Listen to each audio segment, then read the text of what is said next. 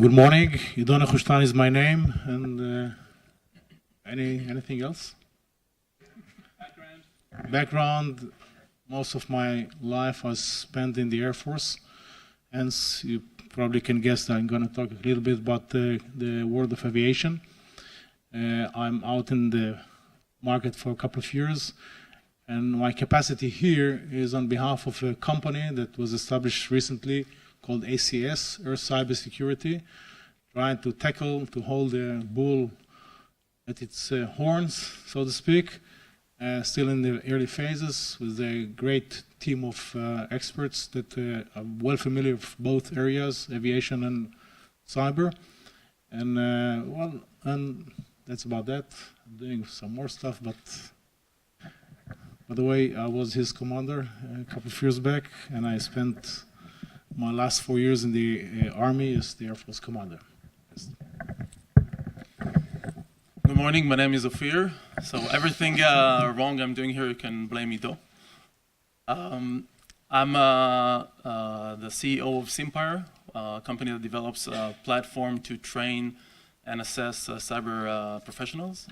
And before that, I was about 27 years of service in the Air Force. My last duty was the head of OFIC, commander of OFIC, which is the Air Force technological unit.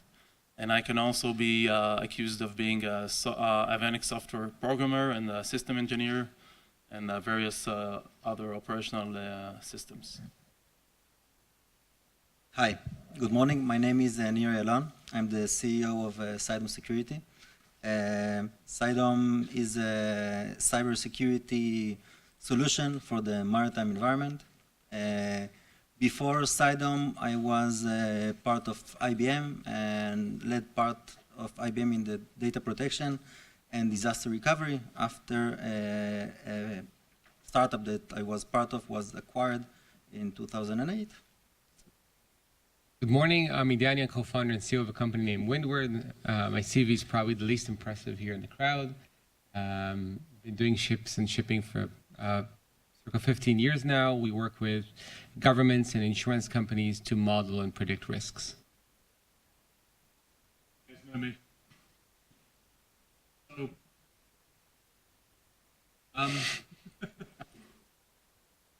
Let's think about this for a second. Obviously, we've had two very brief discussions this morning, talk about some of the challenges and obviously some of the issues that we've seen in these environments. So everything from the shipping stuff, the rail stuff, the avionics stuff, and various other ones. In theory, am I going to get one of these as well? We're going to share one? Okay, excellent.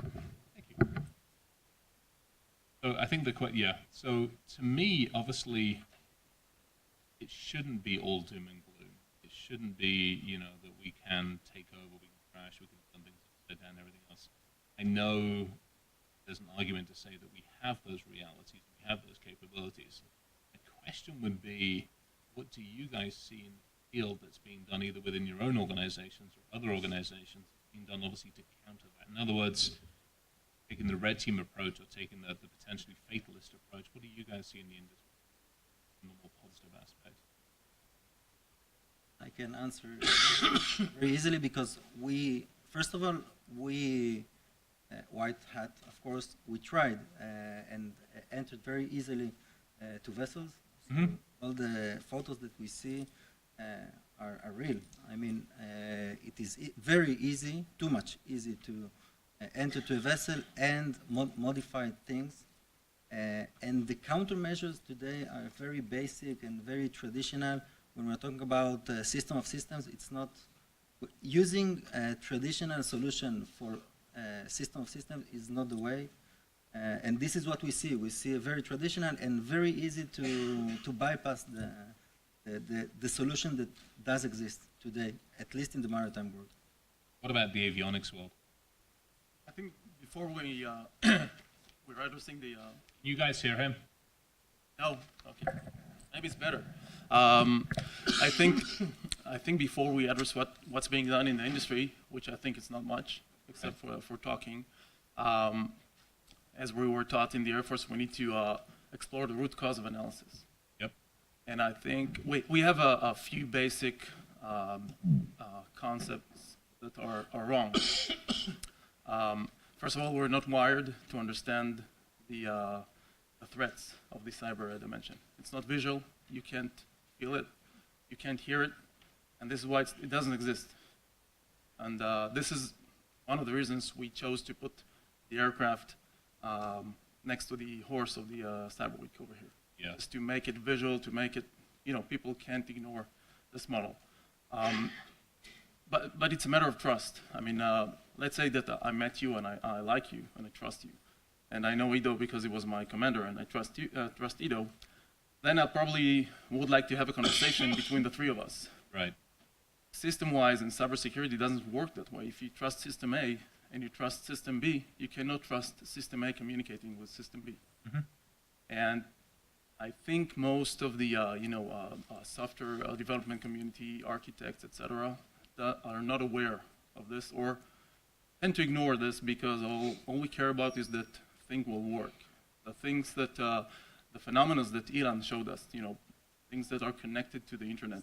Yeah. They add functionality without giving, a thought about what can people do wrong with it, because we tend to ignore it. So let me ask that question. Sorry. So.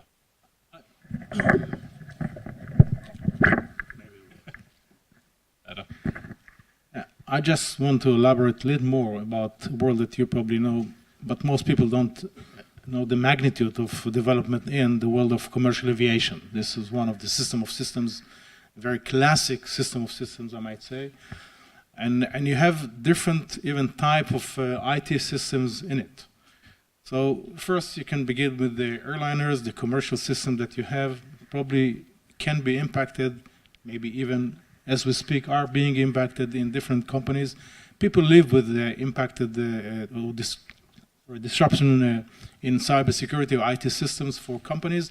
They can live with such in airliner system in the commercial side. And then you have airfields. Now airfields are crucial for operation of and this is something that do not exist in other maybe transportation fields. Airfield is kind of a very important hub. You can shut it down if it can be shut down. It's a very serious impact, but locally. And then you have the system called air control. This is more of a global or a local thing. Imagine if you can shut down the Eurocontrol for 2 hours, or disrupt it, not shut it down. Yeah. Disrupt it for 2 hours. Just move the blips a little bit here and there, so it be unreliable. You cannot fly like that. You close the skies of Europe. Actually, you close the world, so to speak. And then you have the highest level, or the most isolated and most magnificent system, if you will. And this is the picture that was shown by Ayalon of Dreamliner. Yeah. Now, this is an IT superpower. It can be also an IT nightmare. Now, anything that holds, hundreds of computers and controllers that are connected or interconnected inside and outside the airplane are very vulnerable, or could be vulnerable. Now, according to publication, Chris, you know probably the area quite well, but according to publication, some 2 years ago, the DHS have conducted an attack, a hacking of a 757 on the ground. This is not a very highly computerized airplane. It's an old airplane. Still, you have computers in it. And they have successfully done so. We don't know what happened, and we don't know what can be done. The one thing that we know, that the airplanes that are manufactured by, you might say, 2 big companies and shifted all over the world, are being flown by billions a year, billions, this is the number. It's going to be multiplied by 2.5 within the coming 20 years.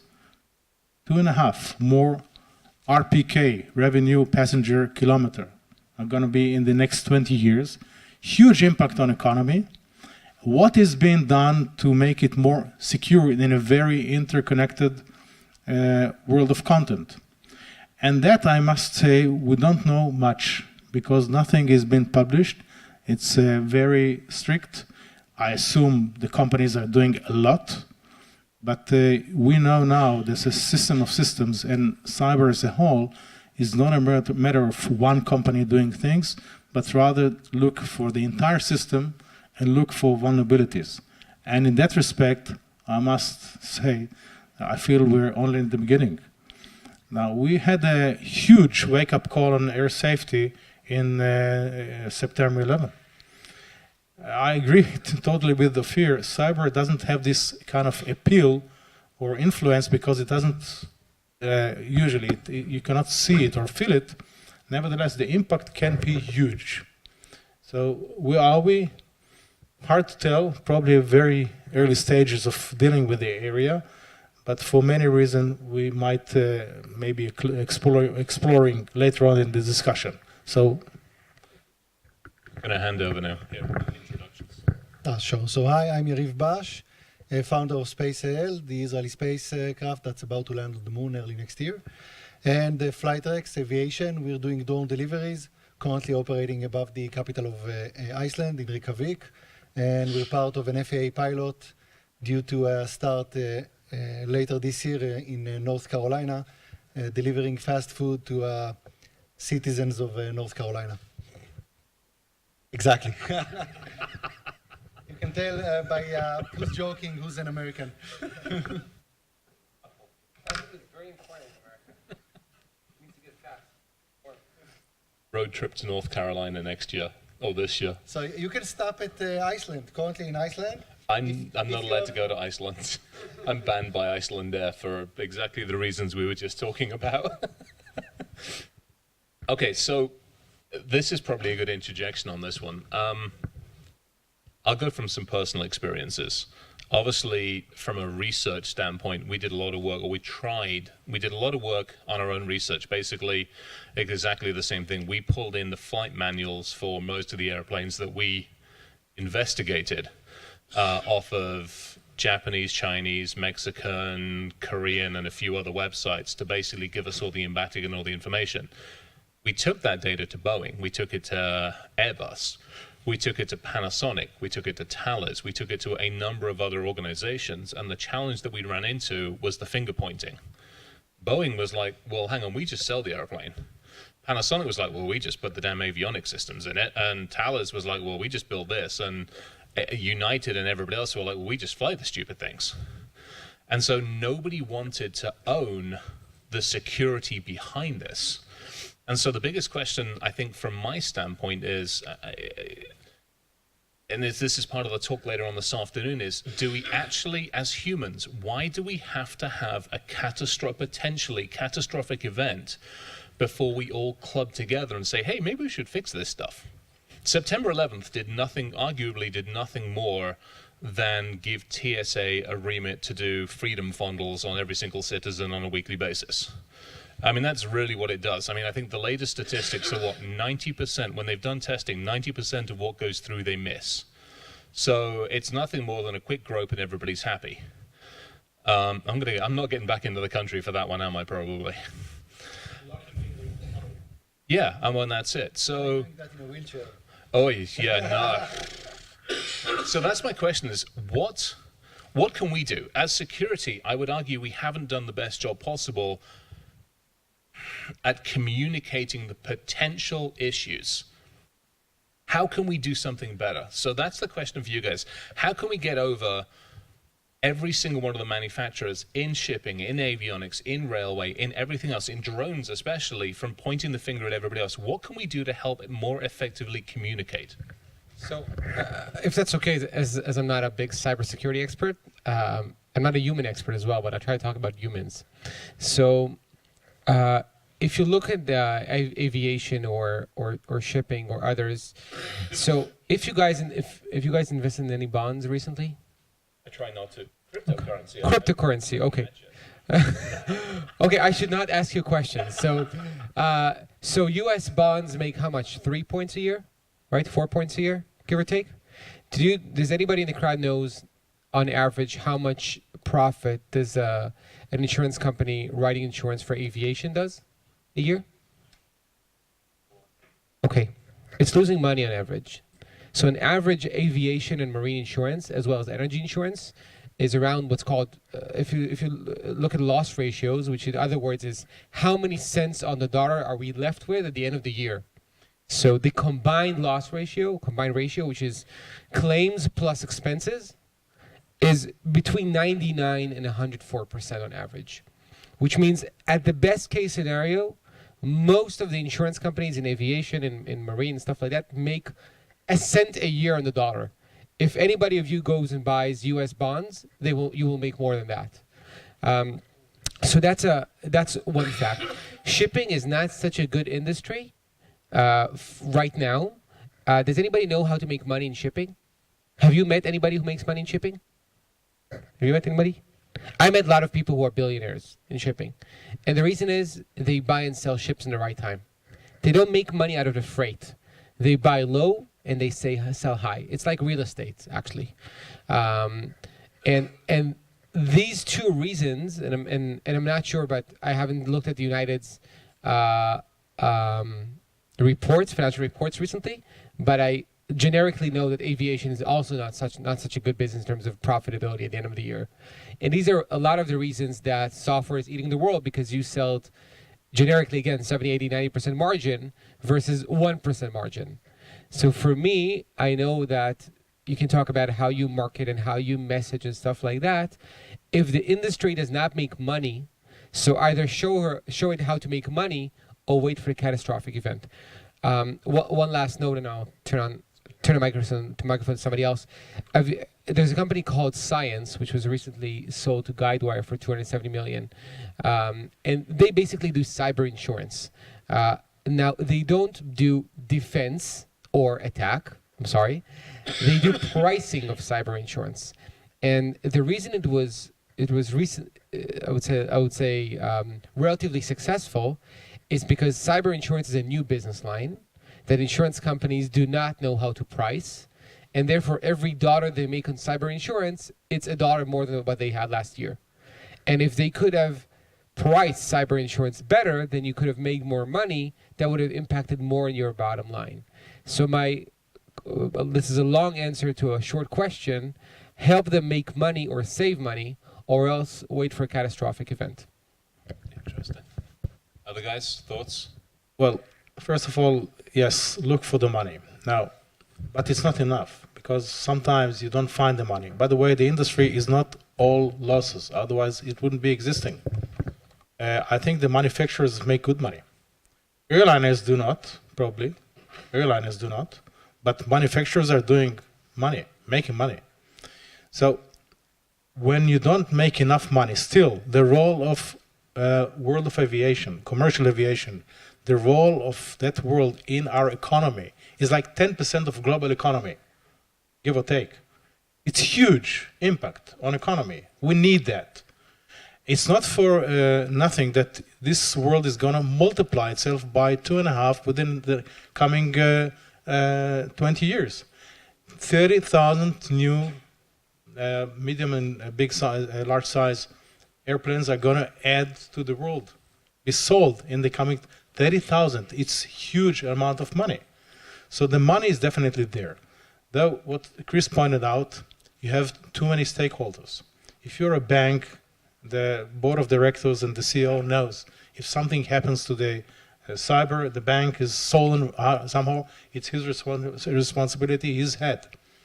If something happens to an airplane, well, the airline is responsible, the pilots, the maintenance, whatever, but the manufacturer has some responsibility, and the operator has some responsibility. So in that case that you have so many stakeholders, and they are even globally connected, not all of them are within your country, not all of them are within your control, then you need the regulator to have a top-down thing. September 11 is kind of a top-down. I mean, eventually it was forced from, the airliners didn't want it, but it was forced. So you need a combination of market forces, namely money, but in that case, without a true, effective comprehensive approach of the regulator, it will not happen. Where is that standing? Well, this for the next question, maybe. So let me caveat the regulator one. My concern on the regulator one is how long that takes to happen. You know, we looked at one of the statistics I got up later, the shipping into the maritime. So the intermodal maritime industry, the latest stats I have, it's a $4 trillion industry. I mean, that's huge. How can we affect that? We know how we can affect it negatively. We can roll the stupid chips over at will. In some cases. Oh, now I'm on camera.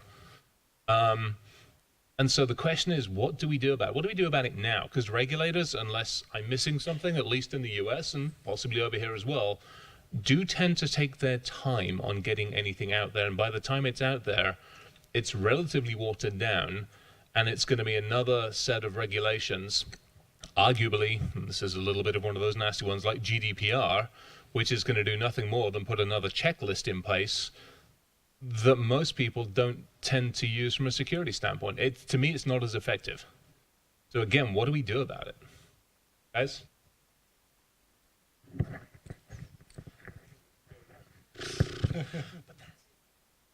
Sorry, I mean, it was like, not sure we can. I'm like, but we've got, what's the, I mean, do we literally wait until somebody goes, here's the top 20 harbors, let's take the freight ship, let's take Maersk Lines, because let's face it, I mean, they haven't got a security problem, have they? I think the fact that the solution is a long-term solution doesn't need to be off the table. I mean, we definitely have to aim over there, and I think the awareness that various actions are being done by red teams, by you, Chris, and by other people are contributing. The fact that we're having this conversation now is part of this, because unless we have regulation, we get a crowd of people pointing fingers against each other, as you said, and nobody takes responsibility. Now, the other way, maybe a bottom-up kind of way, is putting a solution on the table. Currently, there are no solutions on the table for securing systems, avionic systems in the commercial aircrafts, maybe maritime entities.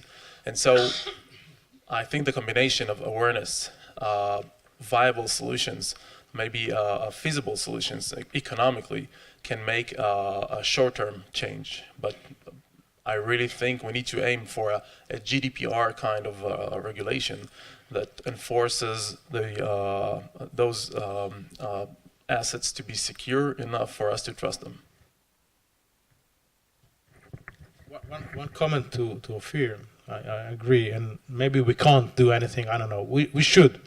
By the way, just for the sense of optimism, 6 years ago, I think this discussion wouldn't have happened. There was no cybersecurity awareness. Absolutely agree. 5 years ago, even. So this is a young theme to the world. The notion of cyber as a whole, through the development of connectivity and computation, is enormous. It's multiplying every year or so. I don't know.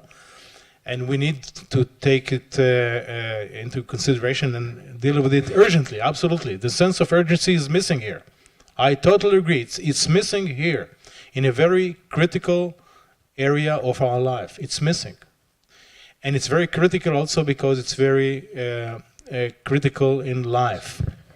So, this is for optimism. Now, bringing a solution to the table is true. If you have a solution, if it's appealing, it's not going to be for free. Thing is that developing such a solution, especially if you're touching the pinnacle of aviation, the aircraft itself, you want to put something on an airplane, it costs enormous amount of money, because proving things to be flight safety is very expensive. The beginning that we thought should be there is have some system of anomaly detection on the air. If something is wrong in cyber in the air, you are being hacked. I don't know if you take control from the pilot, you feel that. But for example, you can take some fuel off the gauges, and it's not true, but you can manipulate the I don't know, some kind of gauges on the airplane. If something is wrong, and if you have any method of detecting it, let the pilot know, and then let the maintenance people know. judging from my experience in other military roles, things happen. And you should be able to know that things are disrupting. And if you have to do some things in the air, you should know that things are happening and maybe take some measurement and cut some information off. And even on the ground, if you've been contaminated, you should be knowing that it was, and now take care of the systems and clean it in some way if you can. So putting products or solutions on the table is a good beginning, but it's quite expensive to do. I think at the end it's a matter of priorities, like everything else in life. I've got 2 fire detectors sitting on a shelf in my house, just waiting to be installed. Sure, it's very important, but I just hope that nothing will happen until I get to installing them. It's the same thing. Those who care about this will be either the companies themselves or the government. They both care about income and not killing people. Not sure that in that priority. Maybe they do care about in the same priority. There's a plethora or variety of threats out there, and at the end, the regulator has to, to focus on a few things and deal with them. And until someone dies, that's a low priority. That's how it works. Maybe that's something. So, I'm sorry to be a bit more disruptive, but I think I think we are at fault, and not the regulators. So, as an Israelis, part of what I've learned throughout the last couple of years is that Israelis are more focused on solving problems versus on getting the message across. We suck at marketing. We suck at messaging. We suck at owning the message, because we want to innovate all the time. We want to think of solutions. Getting a message across is repetitive. You do not innovate every day. You get the message once and you reiterate and you reiterate. So if you ask me, Chris, what you can do, so my quick answer is own the space, own the message, be a thought leader, go out there, speak, write, get that across, get to the relevant unions, stages, influence the agenda, and put some kind of framework out there to understand, analyze, map, and solve the problem, versus say on every stage, I have the solution, buy from me. People will not buy from you because you tell them I have the solutions. Especially if it's a developing market, in a sense that awareness of the solution it needs to be built, you need to educate. And big companies get built when you educate and you own the mind of these people. So I think we should be more accurate and repetitive and sharp on messaging and getting that across and owning the message and owning the problem versus just saying we can solve it. Nice. Yeah, that's awesome. So let me throw it at you guys. Nir, thoughts on getting the message out to the maritime industry? Put you on the spot, I'm sorry. Yeah. No, but as you said, as Israeli, it's not easy to getting the message. I think that at least in the maritime environment, sorry. I think that in the maritime, can you hear me over there? Yes. So I think that at least in the maritime environment, to speak up means to speak with for example, with the insurance companies, not only with the companies that are doing the ships, and because as we said, everything is in the end, if the company is losing money or can get a few more cents from each movement, and it's difficult. It's difficult for them because cybersecurity is something that you need to pay, and it's very difficult for us to show that they are winning from this. So until something will happen. I think that the only thing that we can do is to go to talk with the insurance company and with government. I think that this is a regulation. I understand it's not going in the rhythm that we want, but regulation, I think that this is the way that should be in the end.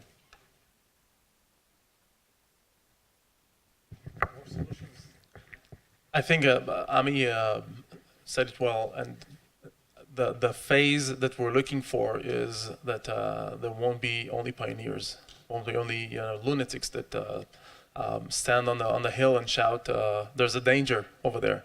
And part of what Ami has described is having a big community with awareness of the message that is out there, talking the language and expecting, things to be done about this. And so it's not only repeating the message, but getting a bigger community of people aware of what needs to be done and what are the dangers at hand. Also includes non-Israeli people. Totally. Yeah, that's a huge... Maybe having... As the only non-Israeli in the panel, can you talk about Israelis frightening the world with the fact that there's a set of dangers that everybody wants to ignore? Maybe having Boeing and Airbus guys in a session like this. I mean, it's... Because you spoke shit about the Americans. Totally feel free to this hall full of Israelis. Oh, man. Yeah, it's tough. And you're right. I mean...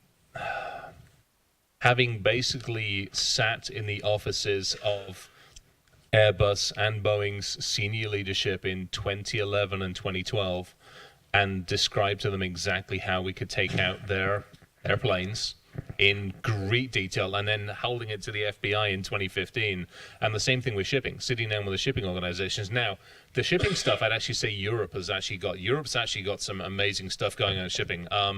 Port of Rotterdam is, they've actually got some really good initiatives. Shit, port itself. Yeah, and it's amazing, and they've got some amazing initiatives on that. Now, in the US, my one saving grace would be that DHS and what was US CERT, which is now NCCIC, they are taking a much more proactive view on shipping avionics, not necessarily locomotives yet. We've got to shake both the American Association of Railroads and NTSB. We've actually got to shake them awake. But they're trying to do something. On their rollies. Yeah, yeah. You should start using the word trucks, not rollies. I'll get you. Oh, that'll scare the hell out of them. Yeah. Yeah. Just to make a point, first I agree. I think that the role of regulators and the effect of regulators is apparent. It takes more time, and we are not patient, which is good. But it can happen. I mean, if you look at seat belts, well, regulation, and everybody has some today in every car. If you are not allowed to fly from year 2020 without a certain system, then you will not be allowed to fly, and you will adjust accordingly. So regulation has its toll, but nevertheless, I wouldn't throw everything on the manufacturers because it's not on their responsibility only. If you are an airliner, for example, I think that, and you operate hundreds of airplanes, probably some companies, respectable companies, are holding a very serious cybersecurity body that includes not only IT people, but business people and operational people, and are preparing for themselves for occasions and incidents that might happen. If you're an airport authority or airport operator, you own your field and you should be prepared. And I know for a fact that in Israel, some steps are being done, for example. So it's kind of an awareness, yes, education, yes, being responsible on what you are, and it's kind of a holistic approach eventually. If you want to have the entire picture of world of aviation, then you have to go top down for the holistic approach of cyber directorate in Israel, for example.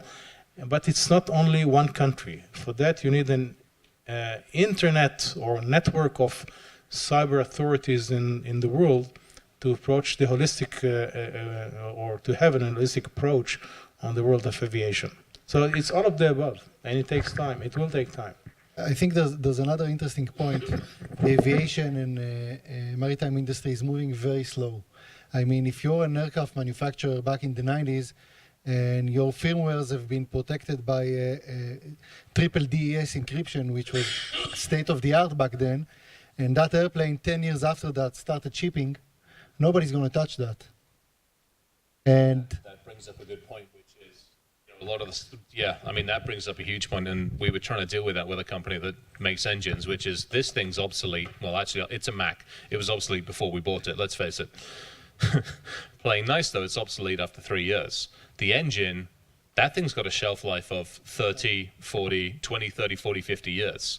And you look at the engines that are being put out today, and they're trying to get more predictive in the failure, mean time to failure stuff, and the amount of data and points they're pulling off of those, the maritime engines, the locomotive engines, all that stuff, there's more and more data going off of those things. Hold that thought. You had a question. You're going to have to shout, because bug it if I know if this will reach. So, my name is David. I'm head of cyber programs. I don't think if I owe an apology. I don't think I've hacked any of your stuff. NASA's yes, yours no. Challenge accepted. I think there is something very wrong with Ayalon. I had a report yesterday, and I said something about there is wrong with the dialogue. One is that, both managers or decision makers and politicians, of course, IT professionals, don't care about what and fear uncertainty now or death, everything. You guys, are doing, but everybody's doing that. They are doing what? The world is incredible. But there is global change, and there is terror, and there is this and that. Okay, guys, wait for your turn. Okay? So this is very wrong. One. The second thing, and I'm shocked. I see Colonel Ophir Bear here. Oh, aviation technologies, really, I'm not being silly. Talking about GDPR, what happened with Ophir? Guys, forget the regulations, forget all this government crap. Your stuff, Chris, you did us a huge service in 2014. Your great demonstration. Okay, never mind what was the truth that the FBI said, whatever it said, but you did something for the world, something. Ami showed us how to fix fake, all the radars and all things. And I'm not even starting to say all the things that Yariv did. Showed us how to put a spaceship on the moon. How to put a ship on the space. That's a good idea. And, Not to what I'm snowboard. saying is, guys, when the first train started in the 18th century, people said that cows will not give milk, people will not, women could not fly airplanes. Come on, it's the 21st century. Advance, go back, advance, go back to the basics of engineering. What is wrong? Not the regulations, not the fuzz, not the scary stuff all the time. Let's get to work. No, that's actually that's. I'm actually full of motivation right now. I need to go work. You're spending my time. Let me go work. Oh, you can. Yeah, no, not yet. We got another 10. So Well, actually, yeah, 2 no, seconds. okay, 2 so- seconds. So one of the conversations I'm going to have this afternoon is quit the blinky light shit and let's get back to basics. And that's all I'll say for now. But yes, thank you. So yes and no. At the end, it's a developer sitting somewhere and he's deciding what to do. And he might have a boss or maybe a committee of some other guys who have no clue what he's just done, but they'll approve it. So there's a lot of education to be done to the developers themselves. But it doesn't, you still need some kind of a stamp of approval by a regulatory body, by the, some kind of another body that tells you that this is okay. And it's not just the programmer telling you, that's okay, I read that book, I know how to program securely. So you need something else besides going back to work. So I agree with Nev, and maybe I can add something else. So when you take a cab in New York and you ask him, can I pay credit? What does he tell you? You don't do cabs in New York? So he tells you, or in London, you have to do cabs in London. You have no choice sometimes, That is right? true, yeah. That is true. That is true. Assuming they let you in. So they tell you cash is king. Yeah. So I will tell you again, cash is king. I think one of the challenges is, so when you get up and build a company that makes money and sells, therefore it raises capital. Therefore, when it raises capital, it takes control of the message. Because there's not many in all these developing spaces, there are not many companies taking control of the message and raising a lot of capital. And that gives you more energy and more influence over the over the regulators, that ecosystem, right, of decision makers, regulators, and thought leaders. So for me, that is the key. Find a way, pardon my French, find a way to make some fucking money, and then everything will follow. And if we just stand and say, oh, maybe it's the ecosystem, maybe that's the regulation, maybe that's that guy, maybe that's that guy, nobody cares about that. Either somebody else will crack it or there is no market. You can only make money once people start dying. Until then, nobody won't have money. I don't necessarily agree with you. So I think so. One way I found. Only if people lose money. Totally. So I'm saying that many people lose money. So one way that I noticed that it's been working is to draw the lines to a comparable that makes sense. So when we work with insurance companies, so we're not, and luckily for us, we're not telling them, hey, you can make 3.5 times the profit on your marine book. So we are telling them that, but we're telling them, like Cytora does that in property and casualty, i.e. Insurance for buildings, and like Science have done that for cyber insurance, and like RMS has been doing that and selling $330 million a year for risk modeling, the same now you can do with marine insurance. And these are our differentiators. And therefore, it's good to be in the same neighborhood, or to use the same building blocks, or to get familiarity with the model. And therefore, if somebody does that for aviation, you can do that for railways, that's good. That's a comparable. That doesn't make you less innovative. That makes the education process that much easier, I guess. So that's another thing we've learned recently. That's good. All right, we're running into coffee break, which I'm assuming nobody's going to mind too much. We'll take a couple of questions. You had what? Yeah, were you questioning, or am you just want coffee? Go for it. Do the statements, and you're going to have to yell.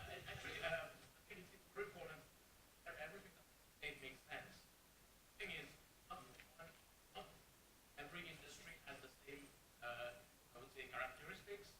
So if you're comparing maritime to aviation or aviation to railway, yeah, there are similarities, but you can't say because you have something or approach cybersecurity for maritime. So that's something that we should bear in mind. So hold that thought. So yes and no. Yes, there's solutions, but actually on the communication side, I would disagree. I think the base communications that we need to come in and have the conversations with, either we compare it to another industry that we know we've actually got right. Not that there's many of them. Yeah, sorry, go for it. Keep going. Why aren't you down here?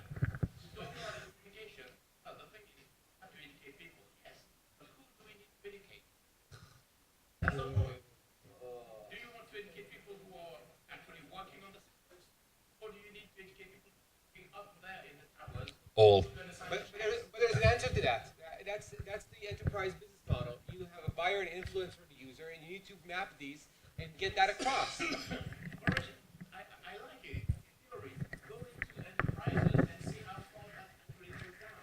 So that's the challenge we have as cybersecurity. Yeah, it's a challenge. I think we can do better than we've done. Exactly. Yeah. I would compare that to, for example, when you have or you have any safety security. When something happens, what is the company doing?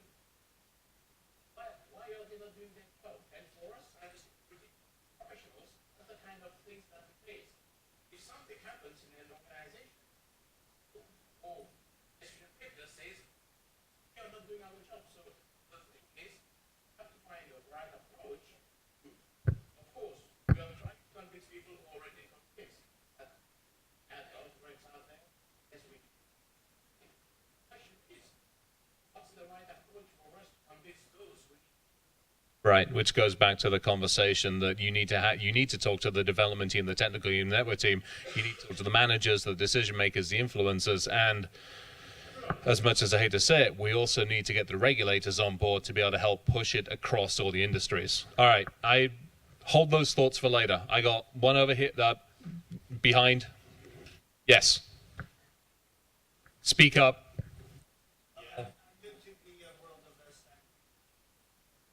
There's no such thing as a naive question. Get on with it. Setting aside the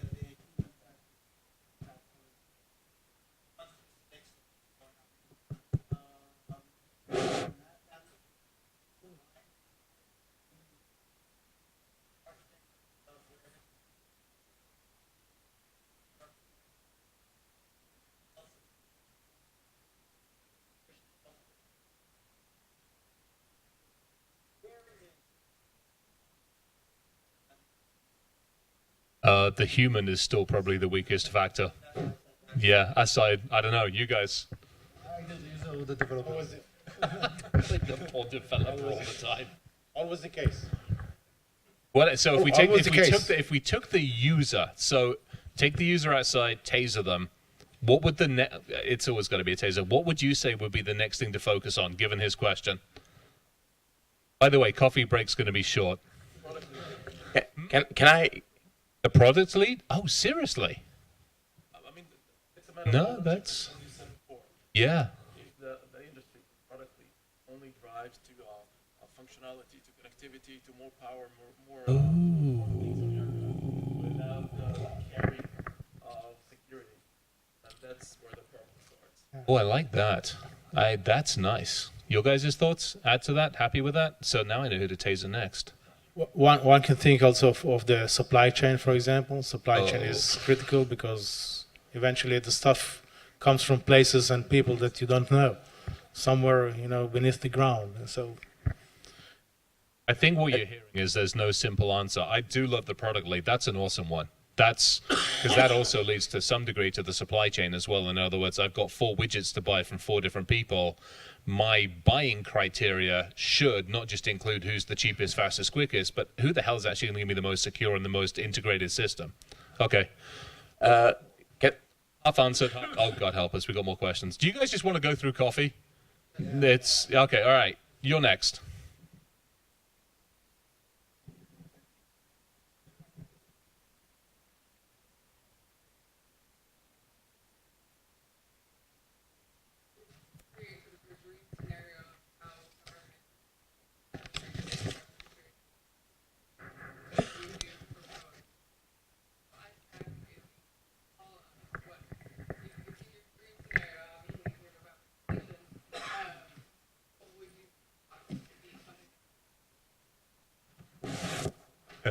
I have my ideas on that one, but I'm going to hold them for the minute. You guys want to hit this one? All right, yeah. So the question, so